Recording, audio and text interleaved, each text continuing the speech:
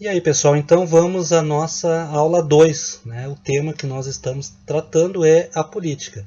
Vamos assistir um pedacinho do filme que eu vou colocar aqui para vocês, tá?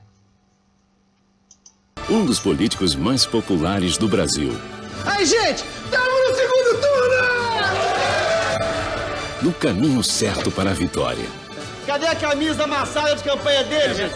Alguém prepara a família, Dona Isabel, as crianças, todo mundo. Eu quero um Brasil melhor. Até que um dia... É sobre a sua avó. João, chegue mais perto. Mais. Seja um homem honesto, João. Eu vou pra Brasília, se eu for honesto lá, eu vou me sentir muito sozinho. Bom dia, Então, né, um pedacinho do filme O Candidato Honesto, um filme nacional, né, bastante engraçado. Então, pessoal, hoje nós vamos tratar, né, de um assunto, né, dentro daquela proposta, que é sobre o partido político e também sobre os sistemas partidários. Então, é o objetivo da nossa aula de hoje. Então, no caso brasileiro, né, existem vários Joões aí, né? A história da política brasileira é assim. Em outras partes do mundo, também cada país, né, com o seu problema. O nosso, né, é a questão da mídia, né, enfim, né, da corrupção política, né, dos interesses pessoais. Bom, mas a história na política, ela se tem, né, o partido político ele é uma entidade institucionalizada que é extremamente importante na configuração do Estado. Então, no nosso processo histórico, nós tivemos o coronelismo, né, um sistema bipartidário, como aconteceu durante o regime militar. Né. Hoje, por exemplo, nós não temos partidos extintos, como temos um sistema multipartidário. Né. Temos os movimentos sociais, a conquista do voto feminino. E também hoje, que é uma conquista também do Estado brasileiro, é a urna eletrônica, que agiliza bastante o processo eleitoral. Mas vamos lá. Os partidos políticos, né? Então, usar um conceito aqui bem rápido, são organizações que são orientadas na realidade para influenciar e conquistar o poder do Estado. São as forças políticas, né, que contestam ou que vão sustentar os governos. Então, são agremiações, na realidade, que vão estar em permanente tensão. Então, o sistema partidário ele vai influir na configuração do poder e vai interferir na formação do governo. E os partidos políticos eles têm esse propósito. Bom, tipos do sistema partidário. Isso aí é universal.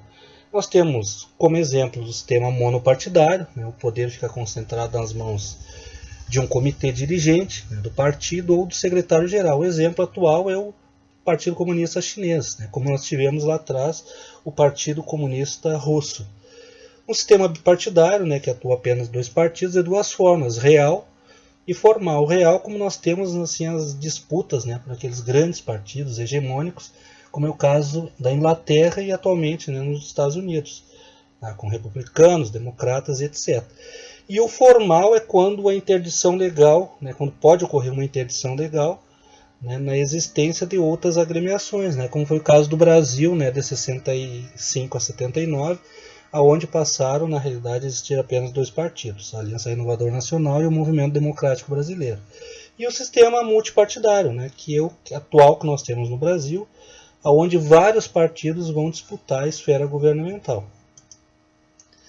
Aqui um exemplo, né, de convenções onde os partidos escolhem quem vai se candidatar aos cargos eletivos. Né, e este ano, né, nós temos eleições, né, para prefeitos e para vereadores, né, nos municípios. Bom, a existência dos partidos políticos ele vai requerer um estabelecimento de uma série de regras que nós vamos chamar, né, para escolher os representantes desse sistema eleitoral. O sistema eleitoral, por sua vez, ele vai ter uma legislação própria, que nós vamos chamar de legislação eleitoral, que na verdade é um conjunto de regras que vão disciplinar e vão normatizar a realização das eleições. E essas regras, em geral, elas são diferentes, né, para as escolhas e a disputa política, por exemplo, para os cargos executivos, presidente, governadores, senadores, né, e também para os cargos legislativos, né, os vereadores e os deputados. Tá? Desculpem, né? Os senadores eles entram também dentro da esfera legislativa. Bom, a organização do sistema legislativo no Brasil, né? Aqui uma foto, né, lá de Brasília, né? Nós temos aqui ó, uma cúpula côncava e uma convexa, né? Quando o Niemeyer, né, ele arquitetou Brasília e arquitetou o Congresso Nacional, essa da esquerda aqui, a côncava, ela representa o Senado, que é um caráter mais restrito, e a convexa, né, é a Câmara dos Deputados, né, que é onde o debate é mais amplo, né, é mais ostensivo. Bom, como é que é formado o sistema eleitoral? Basicamente de duas formas. Ele pode ser unicameral ou bicameral. O que é o unicameral? É quando, né, o legislativo ele não tem divisões. Ele é chamado de parlamento ou congresso, como o exemplo na Grécia e em Portugal. E ele pode ser bicameral, quando ocorre uma divisão no legislativo, como ocorre no Brasil, nos Estados Unidos. Por exemplo, no Brasil nós temos a Câmara dos Deputados e o Senado Federal. Nos Estados Unidos nós temos a Câmara dos Representantes e o Senado. Então essa divisão no Brasil ela vem desde a Constituição de 1824, lá com Dom Pedro I. Então no Senado, os membros eles são eleitos pelo voto majoritário, tá? Ou seja, com a função de representar os Estados-membros no Congresso. Tá? Ou seja, né, vai representar o Rio Grande do Sul, Paraná, Santa Catarina. E na Câmara dos Deputados, né, os integrantes são eleitos pelo voto proporcional, ou seja, representa uma parcela da população. Isso a nível também estadual. Atualmente o Congresso Nacional, nós temos no Brasil 513, olha aqui, ó, 513 deputados federais e 81 senadores. É o que constitui o nosso Congresso, as nossas duas casas. Bom, como é que funciona o sistema eleitoral no Brasil? A votação para o Poder Executivo é sempre a majoritária, ou seja, a maioria. Tá? Ou seja, o candidato atingiu 51%, tá? Ele é eleito. Então elege o candidato mais votado. E no legislativo é chamada proporcional, ou seja, o voto vai para onde? Por partido ou para a coligação partidária, tá? Mediante, tá, a aplicação do chamado coeficiente eleitoral, que é um cálculo assim, bem chato, então mereceria uma aula, tá, uma videoaula só para isso. Mas na realidade, eu resumi aqui a divisão dos números dos votos válidos pelo número de vagas. Ou seja, tá, só para vocês entenderem um pouquinho. Então, às vezes, a pessoa vai lá e vota em branco, tá? Ele está perdendo o voto. Ou tu vota no candidato de um determinado partido, ou tu vota no partido. Então, esses votos eles são direcionados para o partido político. Aí é feito um cálculo, então nem sempre o candidato mais votado ele vai acabar se elegendo. Então, existe uma proporcionalidade e uma definição de número de vagas pelo número de votos em cada partido. Mas existe um cálculo para isso, que é um cálculo até bem chato. Bom, os sistemas majoritários, né, eles nos permitem uma base mais sólida, porque a maioria, então existe um consenso maior, tá? E uma menor divisão de votos entre os diferentes partidos. Já no sistema proporcional, pessoal, que é aplicado ao legislativo, tá, o lado bom é que as pessoas representando as diversas classes sociais, elas podem vir a se candidatar. Mas, em contrapartida, tá, não vai ter uma base sólida, vai ter vários dissensos, então várias articulações vão ter que ser realizadas.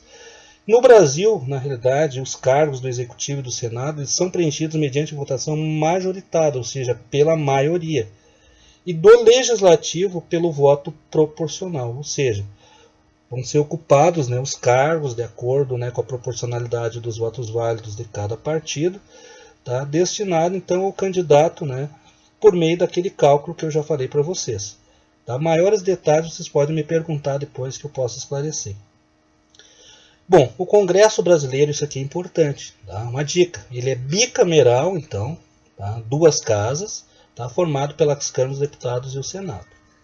Bom, seguindo, o sistema eleitoral ele é regulado, né, da seguinte forma, né, como que são escolhidos na realidade os nossos candidatos que vão concorrer à eleição. Existem três formas, assim, isso é universal. O voto em lista fechada, onde o partido vai apresentar uma lista já pré-ordenada, né, de candidato à eleição. O eleitor vai lá e vota na lista no candidato e vota na lista, e não no candidato individualmente. A lista aberta, o partido vai selecionar os seus candidatos, mas eles vão disputar o que? Livremente o voto do eleitor. E o chamado voto distrital.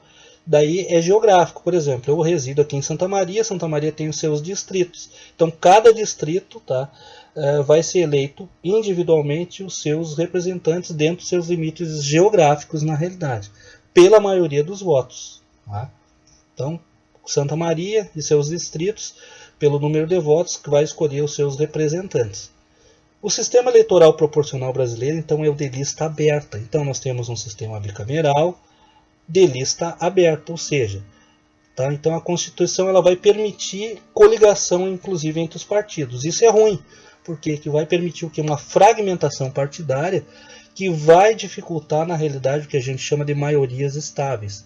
Ou seja, vai dificultar o consenso quando o presidente, quando o governador vai apresentar um projeto, né, de caráter coletivo, mas vai depender dos interesses em jogo. Então, tanto nas assembleias estaduais, federais, como nas municipais, vai haver essa questão das maiorias estáveis. Qual é a solução para isso? São as negociações e as alianças, né, das mais diversas formas. E você sabe que o caso brasileiro é bastante complicado, porque vai atender a diversos interesses. Então essa característica, pessoal, alguns estudiosos, como o cientista político Sérgio Abranches, ele vai definir como presidencialismo de coalizão, ou seja, os partidos vão se reunir, né, dentro das suas alianças, né, dentro dos seus interesses, das suas negociações, e vão buscar uma maioria de estabilidade para aprovar um determinado projeto ou uma determinada medida provisória. Então, na realidade, né, o executivo, nesse ponto, ele fica nas mãos das decisões do legislativo, devido à fragmentação partidária que o nosso sistema multipartidário, bicameral, né, de voto em lista aberta, ele acaba proporcionando. Tá ok, pessoal? Então, na nossa aula de hoje, então, seria isso. Então, na próxima aula, será a última que nós iremos fechar as nossas videoaulas sobre esse tema tão importante que é a política.